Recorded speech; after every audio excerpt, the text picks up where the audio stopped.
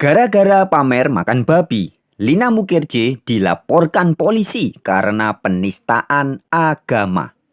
Sengaja makan babi padahal beragama Islam, Lina Mukherjee dipolisikan oleh seorang ustadz.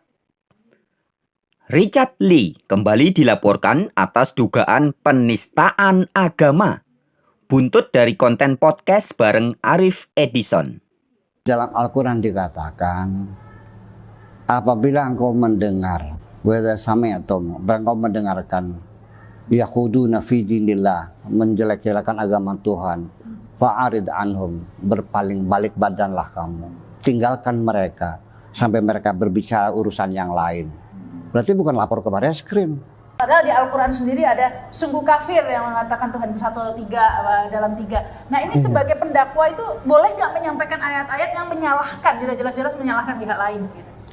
Sampurasun, rahayu, rahayu, rahayu. Salam sejahtera, salam kebajikan. Namo Buddhaya, Assalamualaikum, Shalom Aleichem. Om Swastiastu. Oke sahabat-sahabat, jumpa lagi dalam channel Warta Kabar Baik. Sahabat-sahabat, pada video kali ini kita akan lagi-lagi membahas tentang penistaan agama. Kasus tuduhan penistaan agama atau pelecehan agama atau penghinaan agama atau penodaan agama memang marak terjadi di wilayah Indonesia ini. Sebagai contoh, kasus yang masih hangat adalah Lina Mukherjee yang makan daging babi pamer di TikTok. Dan juga kasus Dr. Richard Lee yang dianggap menista agama dalam sebuah konten YouTube-nya. Nah, teman-teman, pada kesempatan yang baik ini, kita akan menyimak bagaimana sebenarnya sikap yang tepat bagi seorang Muslim yang sejati, bagi seorang Islam yang sejati, ketika menyikapi fenomena adanya orang-orang yang dianggap atau dituduh menista agama. Oke teman-teman, langsung aja sebelum nanti saya bahas lebih jauh ya. Mari kita simak dulu cuplikan video penjelasan dari Ustadz Buya Syakur Yasin. Berikut ini cuplikan videonya. Misalnya gini Bu ya, jadi ada dalam berdakwah itu ini jadi bingung ya karena sekarang kan banyak penistaan agama seperti itu ya, ada dianggap menghina agama lain. Padahal di Al-Quran sendiri ada sungguh kafir yang mengatakan Tuhan itu satu atau tiga dalam tiga. Nah ini sebagai pendakwa itu boleh nggak menyampaikan ayat-ayat yang menyalahkan, tidak jelas-jelas menyalahkan pihak lain? Gitu. Sekarang undang-undang tentang penistaan agama. Saya akan memakai Al-Quran. Di dalam Al-Quran dikatakan, apabila engkau mendengar, engkau mendengarkan, yakhuduna fi dinillah, menjelek-jelekan agama Tuhan, fa'arid anhum, berpaling balik badanlah kamu, tinggalkan mereka sampai mereka berbicara urusan yang lain. Berarti bukan lapor ke Bareskrim, tinggal pergi aja. Berarti bukan lapor ke Bareskrim, tinggal pergi aja.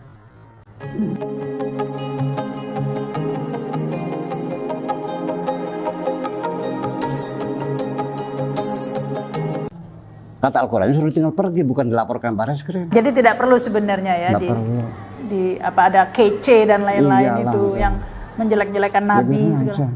Enggak laku kok. Cukup ditinggalkan saja. Al-Quran bilang begitu kok. Fa'arid anu hatta yakhudu fi haditsin ghairi. Tolong dicatat tuh. Fa'arid anhum, balik badan, hatta yakhudu fi haditsin ghairi, sampai mereka berbicara urusan yang lain. Kan banyak juga tuh YouTuber itu yang menjelekkan Islam, ada Pak Ya tapi Al-Qurannya begitu kok. Masa saya ikut YouTuber? Ya ikut Al-Quran dong. Nggak, maksudnya banyak orang yang menjelek-jelekan Islam begitu, itu kunci jawabannya di Al-Quran hanya ditinggalkan. Iya, tinggalkan aja biarkan. Nggak usah dituntut-tuntut begitu ya. Apalagi demo-demo gitu. Iya, nggak usah. Tinggalkan saja sampai membahas. Tinggalkan aja. Membahas lagi. Itu kalau yang menjelekkan Islam. Nah, sangat jelas ya sahabat-sahabatku. Jelas, tegas, dan mantap. Pesan dan edukasi yang disampaikan oleh Buya Syakur Yasin yang didasari oleh ayat Al-Quran yang begitu jelas, terang benderang, bahwa jika ada orang yang menghina atau mengolok-olok, mengejek-ejek Al-Quran atau agama Islam atau Nabi Muhammad, maka sikap yang sesuai dengan Al-Quran yang harus dilakukan adalah balik badan, tinggalkan saja. Bukan lapor polisi, bukan lapor baris krim, bukan dikit-dikit tangkap, penghinaan agama, penodaan agama, polisikan, penjarakan. Bukan. Artinya sahabat-sahabatku, hal-hal yang acap kali atau seringkali terjadi di wilayah Republik Indonesia ini berbeda dengan yang seharusnya yang sebagaimana disampaikan oleh Al-Quran. Jika Al-Quran memberitahu kita bahwa jika ada orang yang menghina atau mengolok-olok agama atau mengolok-olok Al-Quran atau mengolok-olok ayat-ayat Allah atau mengolok-olok Nabi Muhammad, maka sikap yang harus dilakukan bagi seorang muslim adalah berpaling, berbalik badan dan meninggalkan. Tidak perlu lapor polisi, memenjarakan, tidak perlu. Itu fakta, pesan, dan edukasi dari Al-Quran.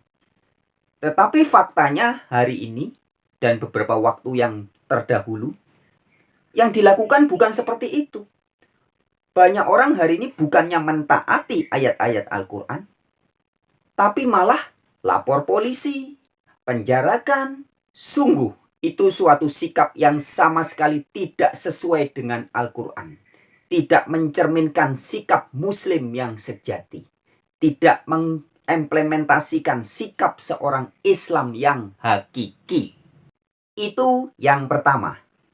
Lalu yang kedua, Misalnya gini Bu ya, jadi ada dalam berdakwah itu ini jadi bingung ya karena sekarang kan banyak penistaan agama seperti itu Iya, kan iya. ya, ada dianggap menghina agama lain. Padahal di Al-Quran sendiri ada sungguh kafir yang mengatakan Tuhan itu satu atau tiga dalam tiga. Nah ini sebagai pendakwa itu boleh nggak menyampaikan ayat-ayat yang menyalahkan, jelas-jelas menyalahkan pihak lain? Gitu.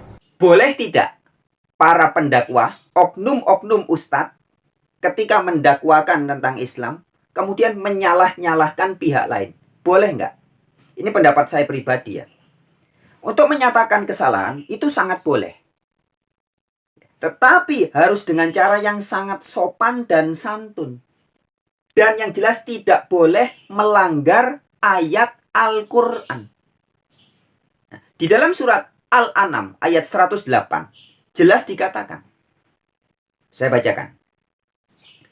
Dan janganlah kamu memaki sembahan-sembahan yang mereka sembah selain Allah.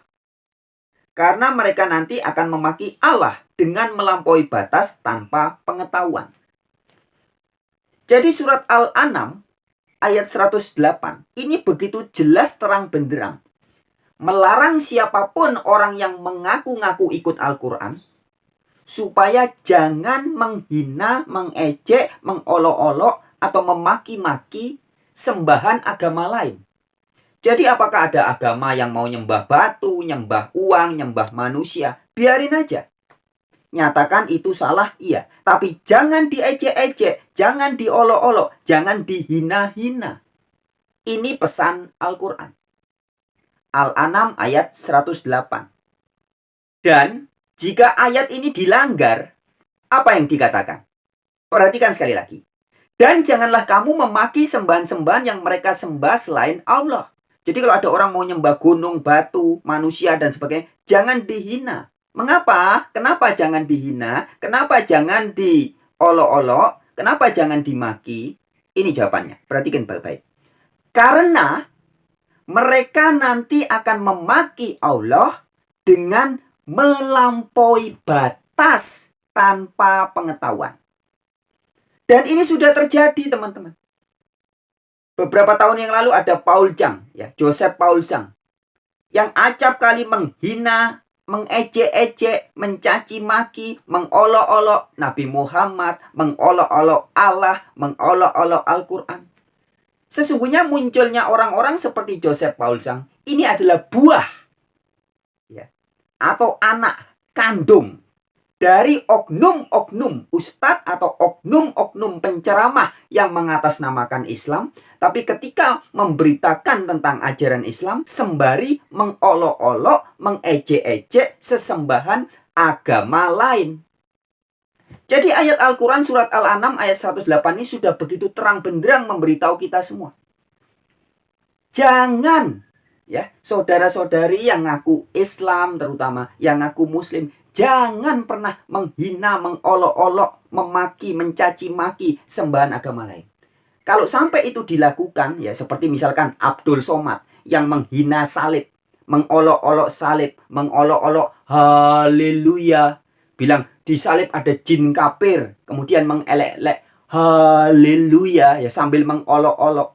Juga ada Ustadz Adi Hidayat yang mengolok-olok ayat Bible, kitab Kejadian, katanya Allah kalah di smackdown oleh Yakub.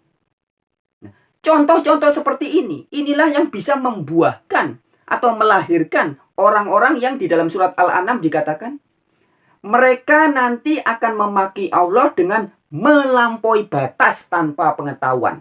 Contohnya Joseph Paul Sang dan teman-temannya itu. Nah, teman-teman, jadi fenomena yang terjadi sehari-hari di Indonesia ini acap kali kebolak-balik, teman-teman. Kebolak-baliknya bagaimana? Orang-orang yang ngaku Islam bukannya mentaati surat Al-An'am, baik tadi surat Al-An'am ayat 68 yang dikatakan bahwa kalau Islam dihina atau agama Allah dihina, tidak perlu lapor polisi, tapi dikatakan apa? Balik badan, tinggalkan. Tapi yang dilakukan oleh banyak orang sekarang apa? Bukannya mentaati Al-An'am ayat 68, balik badan terus pergi, bukan, tapi apa? Lapor polisi, tangkap, penjarakan. Nah, begitupun oknum ustadz-ustadz atau ulama-ulama tertentu ketika menceramahkan agama Islam sambil mengejek-ejek agama lain, mengolok-olok Tuhan atau sesembahannya agama lain. Padahal di surat Al-An'am ayat yang ke-108 dilarang, nggak boleh. Nah, itu sebabnya teman-teman, seringkali dalam berbagai kesempatan saya sampaikan, saya sama sekali tidak percaya jika dikatakan di Indonesia ini, di wilayah Negara Kesatuan Republik Indonesia ini, dikatakan umat Islam adalah umat mayoritas. Atau begini, mayoritas penduduk Indonesia adalah Islam. Saya nggak percaya. Itu bukan fakta, teman-teman. Itu hanya klaim. Faktanya adalah mayoritas warga Indonesia ngaku-ngaku sebagai Islam. Jadi cuma ngaku-ngaku saja. Tetapi faktanya tidak taat kepada Al-Quran. Tidak mentaati ayat-ayat Al-Quran. Tidak taat kepada Nabi Muhammad. Jadi mereka hanya ngaku-ngaku Islam saja. Oke teman-teman, sekian pada video kali ini. Silahkan dibagikan kepada siapapun yang dianggap memerlukannya. Terima kasih.